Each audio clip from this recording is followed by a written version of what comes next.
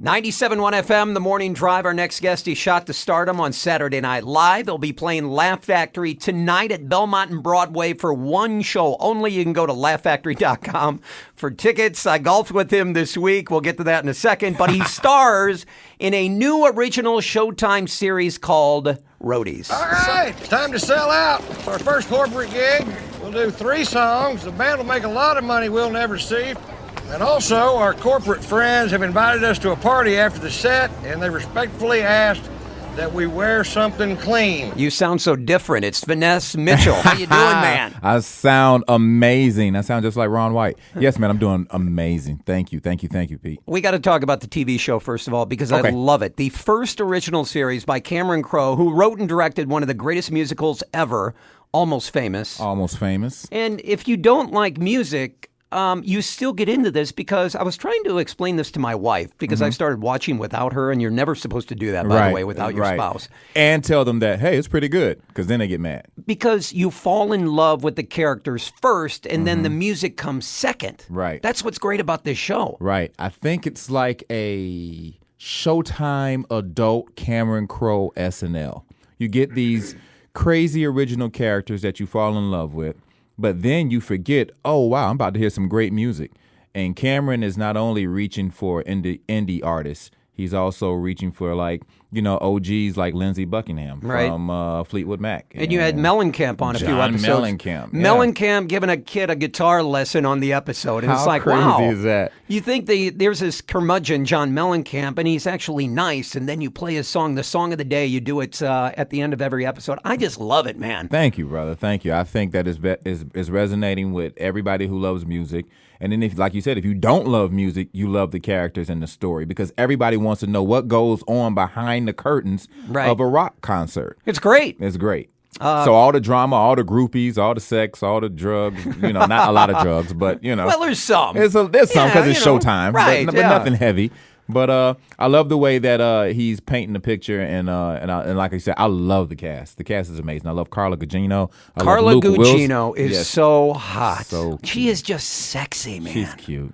Look at Betsy over there getting jealous. I don't even have to look over there in the corner, but my good friend Betsy Shepard is getting jealous. Everybody loves Betsy. Yes. Betsy's number one, and then everybody. Then it's Carla. Yes. But yeah, she's an amazing actress, super nice, and my good buddy Luke Wilson is also holding it down. So if you like him from Old School and a whole bunch of different comedies, you get to see him in a different light, because he's actually a very serious, stressed out tour manager. You know what I mean? So to see him actually, like, he walks around like, oh, this band is killing me, Finesse. And I'm like, Luke, it's fake. It's fake. Now it's cut, man. We're taking a break now. Right. You can go We're back getting to coffee, being Luke. You know what I mean? So yeah, but I love working with him. And then there's this new phenomenal actor named Coulson. His name is MGK. Everybody calls him. His name is Machine Gun Kelly. He's a rapper. Yeah. He's a white rapper, and he's damn good. But what we did not know, he's a phenomenal actor, and he's really taken our show to another level. So it's a great show all around. And you got Finesse Mitchell. Finesse Mitchell pops in and out. Why is your name Harvey on the show? You know what? I asked Cameron that, and I said, can they at least call me Harv?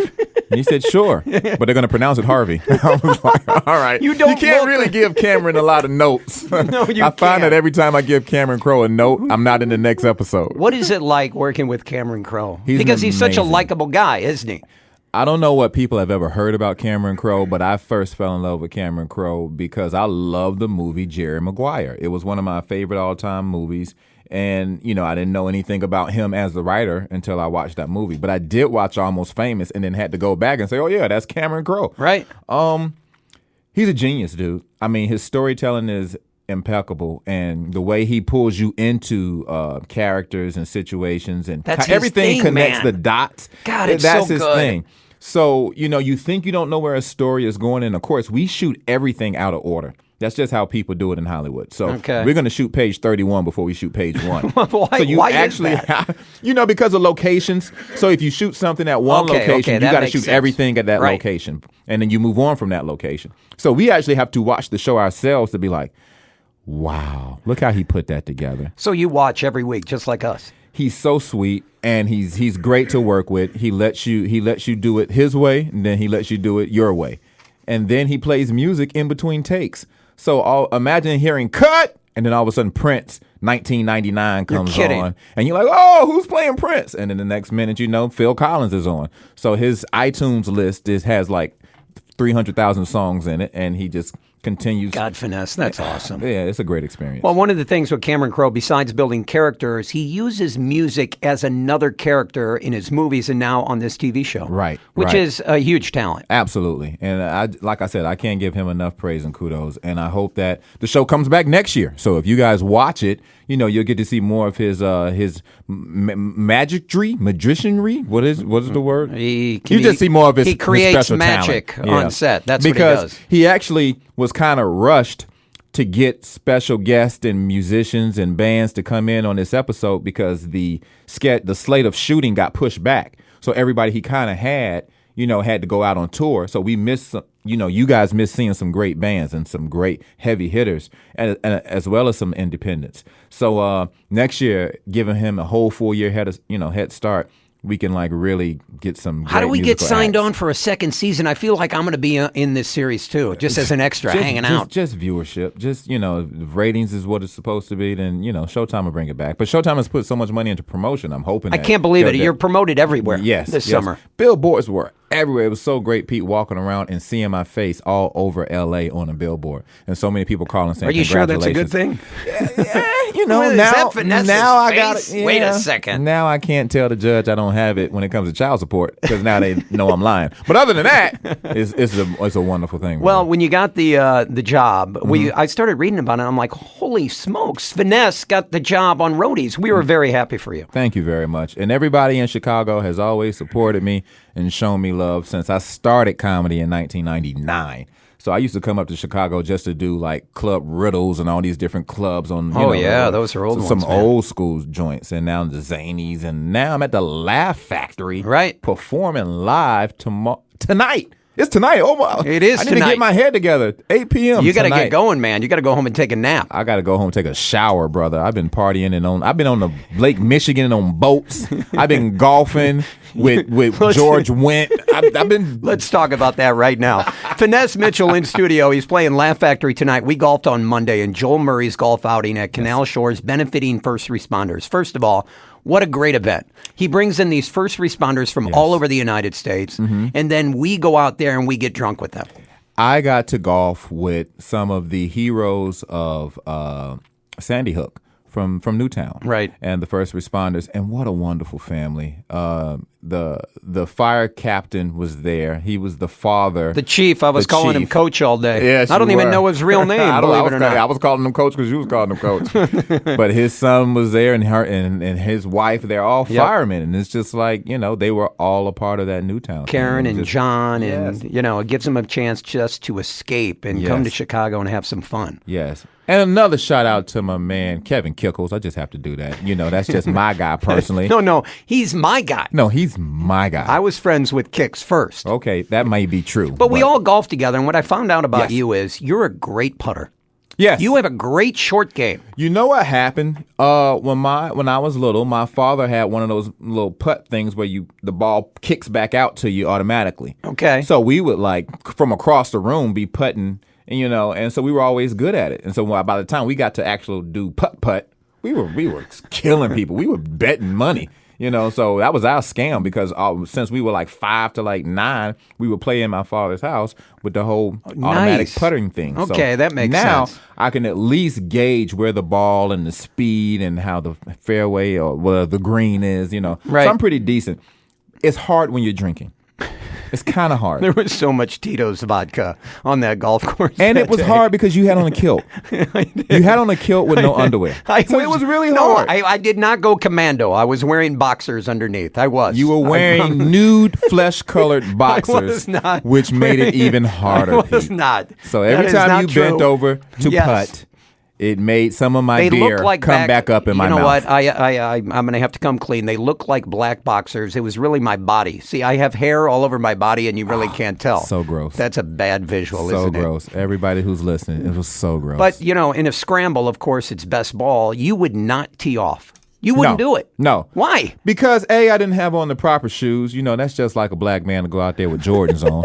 And then 2, it would insult my putting game. Yes. So I would rather you guys think, wow, Finesse is pretty decent, than to watch me like drive a ball straight into an old lady or a bird. Which I did many times. You know what I mean? So right. I was like, let me keep this reputation nice and clean. And you were showing pictures of your kid to everybody. Newborn baby. She's new to me, 15 months or 16. Yeah. No, she's a year and a half. What is that? What is half of?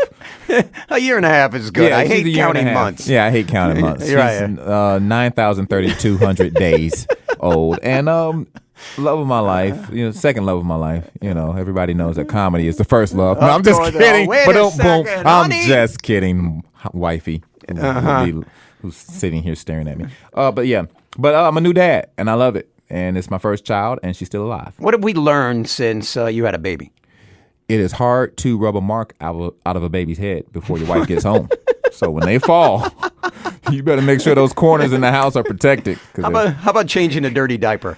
You know what? I am good with pee diapers. I am not good with poop diapers. Poop diapers, you hear this sound a lot. So when you hear that, gagging. Yeah, I just can't do it. Let me tell you something. I am 6 out of 12, okay? I'm number 6 out of 12 kids. So I changed diapers growing up. So when I had a kid, I have an 11-year-old now, I can change diapers so quickly. Wow. I mean, anybody on the planet, I can race and win. Wow. So you like Irish, right? What are you? I'm Lebanese with an Irish last name. Okay. Yeah. All right. Because this is like the competition between like the Irish and black people for the number of kids you can have under one roof. Like, what is that? Why does that go on so much? Like, even the Murray brothers, isn't there like 39 of them? There's 39 Murray brothers, yes. And they were all there except Bill. He didn't show. So you're 6 out of 12? 6 out of 12, yes. 12 kids 12 under kids. one roof. Under one roof, yeah. Same mom and daddy. Same parents, right. Yeah. Well, see, that's the difference. Well, we got you beat. Because we'll have at least 3 mamas, 1 daddy, or 3 daddies, 1 mama. Is that how it works? That's how it works. Nice. Yeah, well, nobody wants to see the same mama and daddy with all those kids for 18 years. You get sick of them after a while. Absolutely. Rotate them in every 3 years. That's what you do, man. And the kids get to go to different parents' houses. So if you don't like your mama, you get to say, I want to go with my other brother mama because she actually cook, mama. You know what I mean? So it's confusing, but not you know really. What we're talking. Not really. Yes. It's confusing, but not really. You hear the horn outside. You run outside. Who daddy? Oh, that's your daddy. Oh, ask your daddy if I can come with you.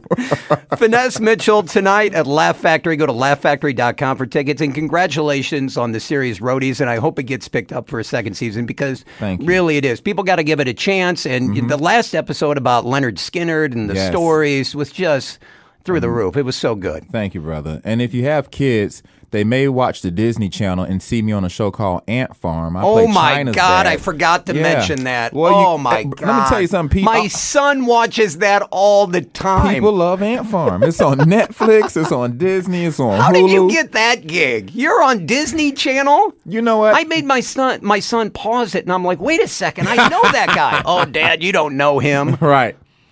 Well, the truth is, they didn't do a background check. That's all I can tell you. They did not Google me and do a background check. You're doing well for yourself. I love it. Thank you, brother. When are we going to see you back here? You coming back in 6 months? I may shoot my comedy special here in Chicago because I love the city. And I'm practicing tonight at the Laugh Factory at 8 o'clock. So, if you guys love stand-up comedy, you love SNL, you love old sketches, you love impersonations, or you just love just a beast of a comic. I feel like I'm in the top 10 of stand-up comedy, brother. Really? And it's time for people to treat themselves. Chicago, y'all love comedy. It's summertime. Come on in, 8 p.m. Treat yourself to a great comedy show. Come out, come laugh. I got you. And I got 3 other people on the show. It's going to be a full show. Nice. I want to give a shout out to my homeboy, Kerry Wood. That's the Chicago Wait a second. legend. Kerry's now your homeboy? What about my homeboy? Listen, I'm adopting everybody you know. I just can't help it. That's nice. You tell Betsy to stop introducing me to people, and then I won't take all your friends. Okay, I like that. All right. Finesse, I love you. Thanks for coming in, man. Thanks, Pete. Thanks for having me.